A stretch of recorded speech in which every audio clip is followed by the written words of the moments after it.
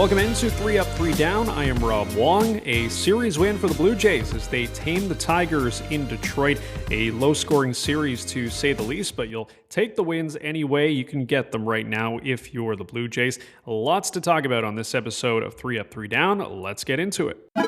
Well, it only took Vladimir Guerrero Jr. 24 games, but he finally got another home run, snapping his extra base hitless streak as well. Did pick up a bloop single in his second AB on the day, so a pair of hits for Vladdy, and not all the at-bats looked great process-wise, but it is really at the point right now for him where he just needs something positive to happen, and he did say after the game on Saturday where he went 0 for 4 that, quote, "I'm the type of person that when I get the feeling, I just look to hit one ball very hard, and that feeling will stay in my head, in my mind, and I know things are going to change." And they did for at least one day, but we also saw manager John Schneider try to shake things up, moving Vladdy up to the 2 spot in the order with George Springer and Kazuma Okamoto both getting a day off. We know historically Vlad does not love batting second, but maybe change for change's sake isn't too bad, just switching up the mojo a little bit. But at the end of the day, the issues plaguing Vladdy right now, still the same. Is he getting his best swing off against pitches that he can do damage with?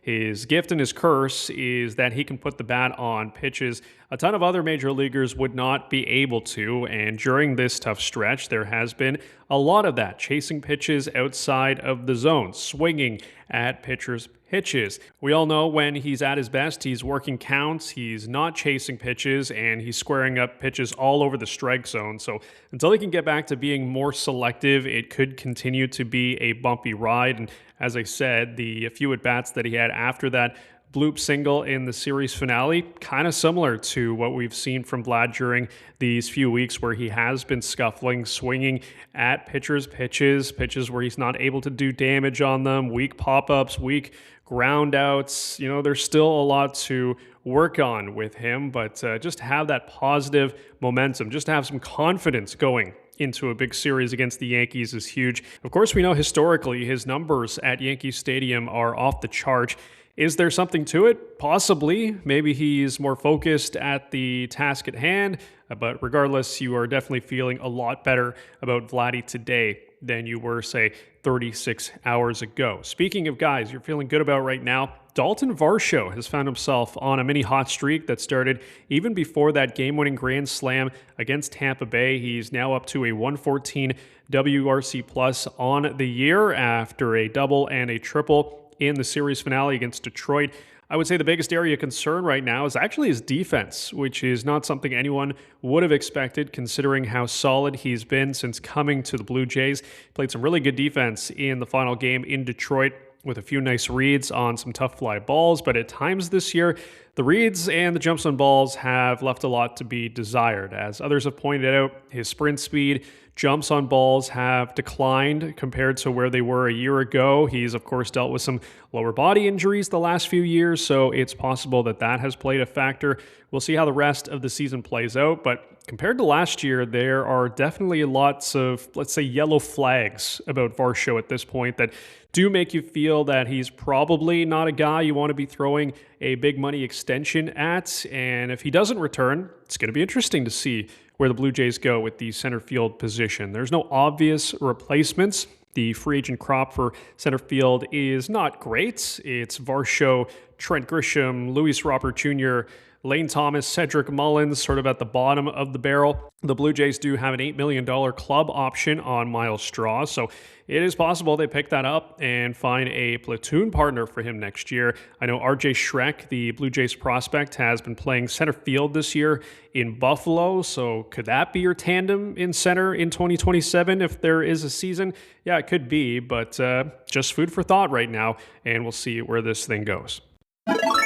Not sure how many people would have had Spencer Miles as one of the most important pieces of the Blue Jays pitching staff coming into the year after he was a Rule 5 pick, but here we are with Max Scherzer on the IL, Shane Bieber still working his way back, Jose Barrios getting set for surgery, and Eric Lauer's ineffectiveness. Miles has jumped into a role where he is filling a bit of rotation depth for the time being. He opened against the Angels, couple of starts ago went 3 scoreless. Then he came out of the pen for 3 2/3 scoreless against the Tigers on Saturday. Not exactly world-beating offenses, but some super important innings for a team that is in need of some right now. I said it on a previous podcast that I'm not sure stretching Miles out to be a full-time starter is ideal with his injury history, but it's possible that the Blue Jays might. His stuff has looked really, really good. The fastball we know is elite. He's working on this curveball and this slider that have been really good for him too. So not too often you see Rule 5 picks make this much of an impact, but what a job by the Jays pro scouts to find this guy, because who knows where they would be without him.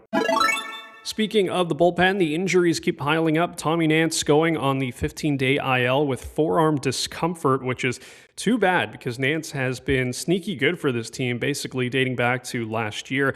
With that, Adam Macko has officially joined the active roster after being on the taxi squad on Saturday. The Canadian lefty getting his first crack with the Blue Jays after being acquired in the Teoscar Hernandez trade with Seattle all the way back in the offseason of 2022. That included Eric Swanson. The Blue Jays did try Macko as a starter, but he has settled into a bullpen role, and it's been a bit of an up and down year for him so far in Buffalo. A 4.5 ERA, 26% strikeout rate, which you like, but an 11% walk rate. He did show really well at the World Baseball Classic, especially in the game against Team USA that Canada ultimately lost. He struck out Kyle Schwarber, struck out Bryce Harper, got Aaron Judge out as well. So definitely has cool moments under his belt already in his pro baseball career, facing some major leaguers, albeit during the exhibition season during the World Baseball Classic. But always cool to see a Canadian put on the Blue Jays uniform, and Macko will be needed, I imagine, over the next few days as the Blue Jays will take on the Yankees for the first time since the ALDS. Lots of lefties on the Yankees, who were a bit of a walking wounded team right now after such a hot start. They are 3-7 in their last 10 games, lost a couple of games in the Subway Series against the Mets. The last one, an incredible comeback by the Mets, who trailed 6-3 in the bottom of the 9th inning, and then Tyrone Taylor hit a game-tying 3-run homer off David Bednar, and the Mets would then win it in the bottom of the 10th inning. But the Yankees still 6.5 games ahead of the Blue Jays for second place in the AL East right now. They are going to be throwing out their best pitchers in this series. The Blue Jays will see Ryan Weathers, the lefty, in Game 1 of the series on Monday evening. Patrick Corbin will counter for the Blue Jays on Tuesday. Another great pitching matchup. Dylan Cease looking to go 7 innings for the 4th consecutive start. He'll take on Will Warren, who you remember got beat up by the Blue Jays in the ALDS on Wednesday. Trey Savage gets another start against Cam Schlittler, which will be an incredible pitching matchup with 2 of the best young right-handers in all of Major League Baseball. And then on Thursday in the series finale, TBD as it stands right now for the Blue Jays, but Carlos Rodon, the veteran lefty, will start for the Bronx Bombers. That'll do it for this episode of 3 Up, 3 Down. Make sure to follow the pod on Apple Podcasts and Spotify. Drop a 5-star review on Apple Podcasts and let me know your biggest takeaway from today's episode. You can follow me on Twitter at RobWong34. Follow the show at 3_up_3_DWN. Thanks again for tuning in. Enjoy the long weekend. I'm Rob Wong. You've been listening to 3 Up, 3 Down. We'll talk to you again on Thursday.